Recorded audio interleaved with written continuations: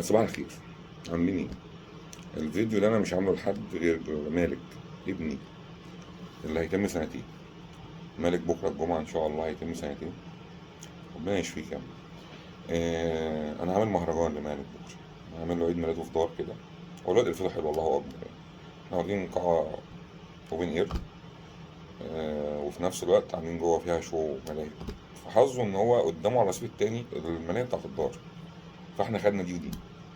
انا بكره جايب لك الدنيا كلها.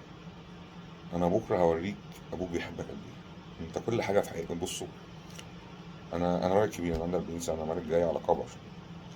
آه، احلى حاجه في الدنيا ممكن الواحد يشوفها لما يطلع الصبح او بالليل وهو مروح.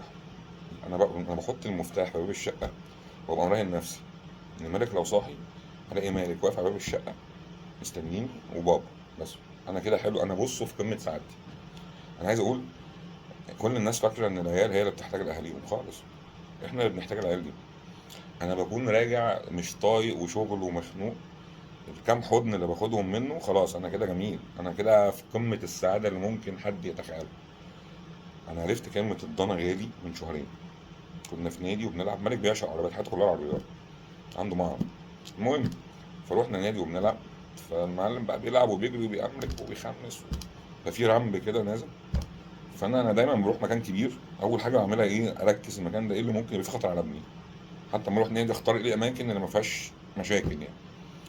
فالمهم في رامبج، انا شايف من بعيد بقى المعلم جاي هيبقى امريكاني. المهم ان هو هينزل في الرامب ده زرع بصل يعني، انا هيحصل حوار يعني. فانا قمت تلقائيه بجري، فرحت نازل بجسمي كله على صباعي الكبير، انا صباعي اتكسر وقتها. ف ما همنيش. المهم قمت تاني، فرحت متزحلق، الارض اصلا مزحلقه، فرحت نازل بركبي. المهم انا يعني ايه، نزلت في الارض كده حاجات غريبه يعني. الناس تضحك، حتى لقيت راجل كبير كباره كده من بعيد قال لي اهدى، انا هجيبه يا حبيبي ما تخافش، ابنك امان اهدى. برضه ولا همني، عايز اجيب ابني وخلاص. انا ابني احن حد عليا في الدنيا. انا ما شفتش حد حنين عليا غير اتنين يعني او تلاته. خالي ابويا وخالتي ربنا يخليهم لي، وابني. انا مالك لما بكون في البيت كده ومثلا محتاج حضن ولا حاجه، اقول له مالك بابا زعلان، باي بابا انا ماشي. انا بشوف كميه احضان وبص، ايه ده؟ ايه الجمال ده؟ حبوا عيلكم. بكره انا عامل مهرجان لي، انا جايب لك بص. انا عامل لك بانر على القاعه بتاعه الدار. ملاهي مالك، ملاهي مالك محمد مصطفى. انا ما عنديش غير مالك واحد، ومش هجيب غيرك، انت الجميل، انت بص، انت العوض والسند. بكره الدنيا كلها جايه لك، بكره انت هتشوف احلى حاجه في الدنيا. انا نفسي الناس كلها تشرفني. كل اللي عنده اطفال يا جماعه انا هوفر عليكم بتاع 3 4000 جنيه يعني، فاهمني؟ احنا عاملين شو عرايس وبابلز وفشار ووافل وملاهي وبلاي ستيشن ونطاطات. كله هيتراضى، كبير وصغير حتى الكبار. في حاجات كده بتاعت ال 20 وال 30 نطاطات وحاجات كده ترجعوا للذكريات. انا بحبك.